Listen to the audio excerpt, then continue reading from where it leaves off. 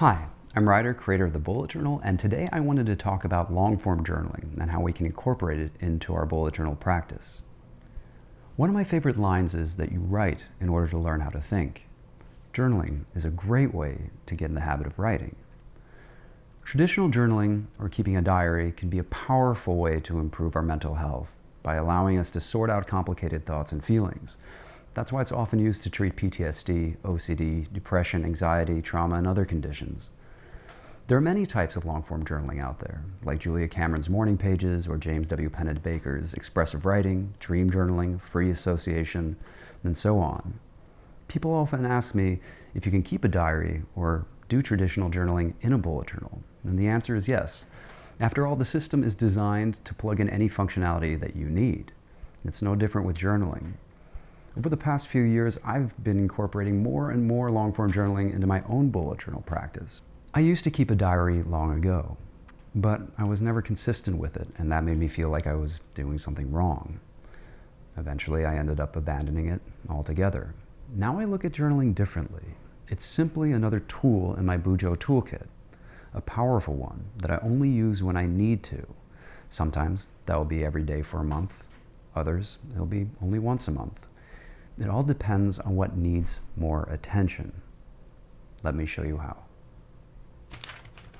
It all starts with rapid logging. All those tasks, events, and notes are simply thoughts.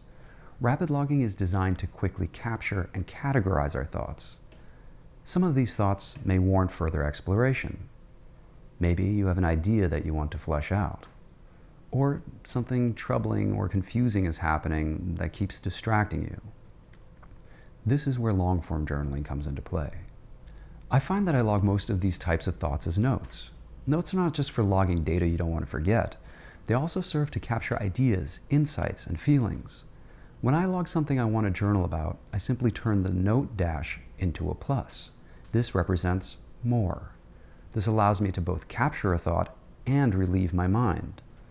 I find that I become much less distracted when I know that I can come back to something later. When I do have time to write, I simply scan the outer margins of my pages to locate the pluses. I usually just journal about the thought in the next available space. This can be right below the daily log or on the next blank page. Some days are an adventure with a lot of learning opportunities. On days like this, I may capture multiple different thoughts I want to explore. To do this, I start like before using the next blank space.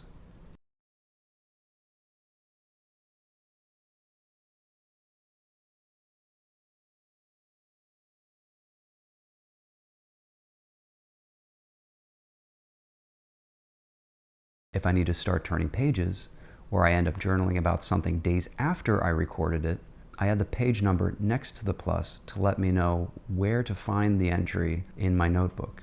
If you have a regular journal practice, you can also use these plus entries as your prompts. A lot of aspirational and motivational prompts come from external sources. Though they can be inspiring, I found that journaling from my own prompts helps me unpack things that are more urgent, relevant, and actionable. I tend to pick the thing that is distracting me the most because it impacts my general ability to focus. I may not figure it out in one session, but progress is common, and in some measure, so is relief. Journaling can provide the clarity, context, and distance that we often lack when we're dealing with difficult thoughts or emotions.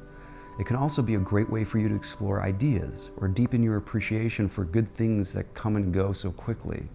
It's a powerful way to unpack our mind and our hearts so we can become more present. It's been a game changer for me, and I hope that this technique will serve you well in your own bullet journal practice. I hope that this was helpful. If you liked it, please give it a thumbs up, and if you loved it, please subscribe to our channel. See you in the next one. Happy bullet journaling.